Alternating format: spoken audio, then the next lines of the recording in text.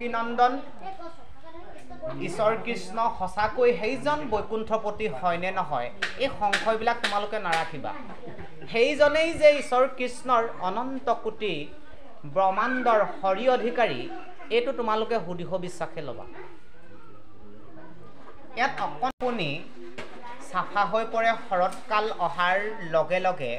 নদ নৰ্দমাসমূহ পানীবিলাক ফটফটীয়া আপোনা আপুনি হৈ যায় ঠিক তেনেকৈ কৰ্ণপথেৰে যেতিয়া ঈশ্বৰ কৃষ্ণৰ গুণ চৰিত্ৰসমূহ আমাৰ ঈশ্বৰৰ কথাসমূহ আমাক কৰ্ণপথেৰে হৃদয়লৈ প্ৰৱেশ কৰাব পাৰিম তেতিয়া বুলিছে আমাৰ এই কলিৰ কৰাল গাহত আমি বৰ্তমান জীৱন অতিবাহিত কৰি থকা মনুষ্যৰূপী আমি জীৱাত্মাই এই শৰীৰটো বুলিছে এই ভৱ সংসাৰত থকাৰ হেতুকে আমাক কলিৰ মলেৰে বৰ্তমান স্পৰ্শ কৰি আছে সেই নাতে আমি অশুদ্ধ অথচ লেতেৰা হৈ আছোঁ আৰু এই লেতেৰা পাত্ৰটো এই শৰীৰটো আমি চাফা কৰিবৰ কাৰণে সদায় ঈশ্বৰ কৃষ্ণৰ কথাসমূহ আমি শ্ৰৱণ কীৰ্তন কৰি থাকিবৰ কাৰণে চেষ্টা কৰিব লাগে আৰু চেষ্টা কৰিবৰ জানা নিষ্ঠ কৰি নামৰ সংগ নচাৰ ৰন্ত হৰি যেই নাম সেই হৰি আমি যে নিজ মুখৰ পৰা ঈশ্বৰ কৃষ্ণ বুলি ক'লোঁ ৰাম বুলি ক'লোঁ আৰু কোনো নাথাকাৰ পাছতো নিজৰ কাণখনেৰে যেতিয়া নেকি শুনিলোঁ তেতিয়া যেই নাম সেই হৰি আমাৰ মুখখনেৰে কৃষ্ণ বুলি কোৱাৰ লগে লগে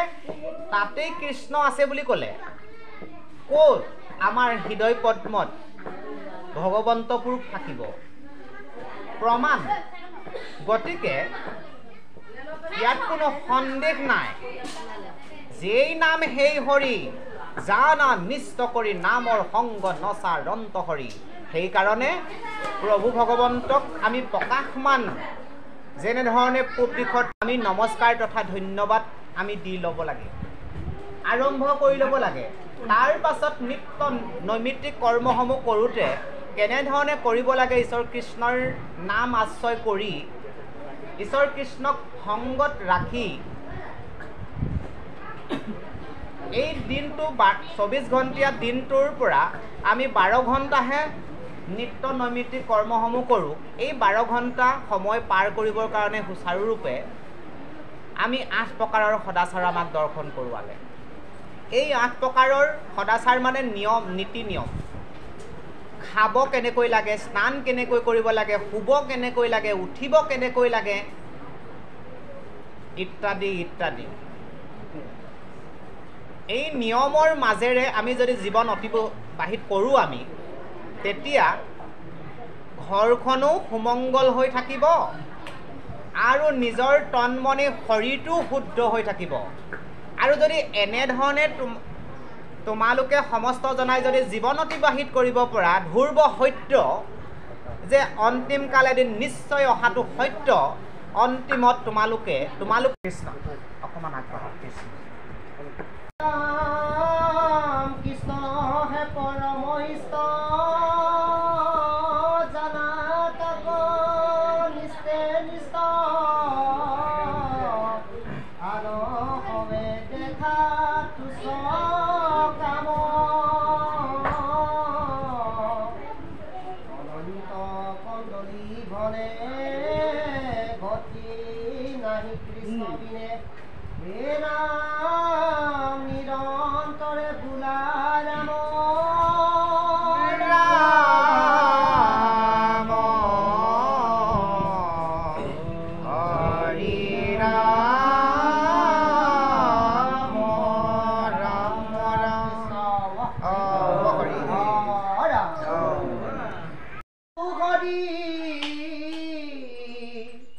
আমাত লাগিল ইটো কাজ এন শুনি বনমালী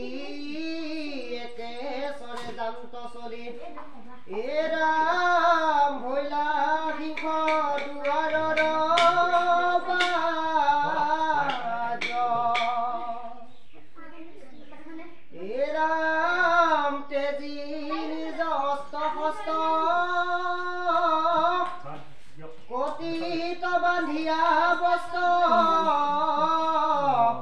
উদাখাতে জাত ভূমি পাৱে গলে লুলে পদ্মমালা মুখে জ্বলে হৰিকলা এ নাম পৰম মুখন ভংগী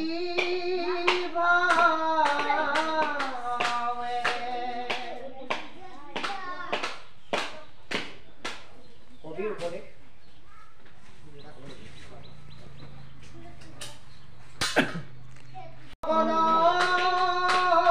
কৃষ্ণৰ চৰিত্ৰ যেন তাক কোনে কহি পাৱে সীমা আগৰে নগৰে কুৱে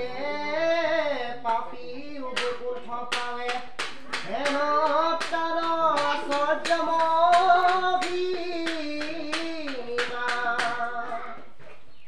এৰা নদূতৰো অদ্ভুত ইটো দৈৱ কিৰণ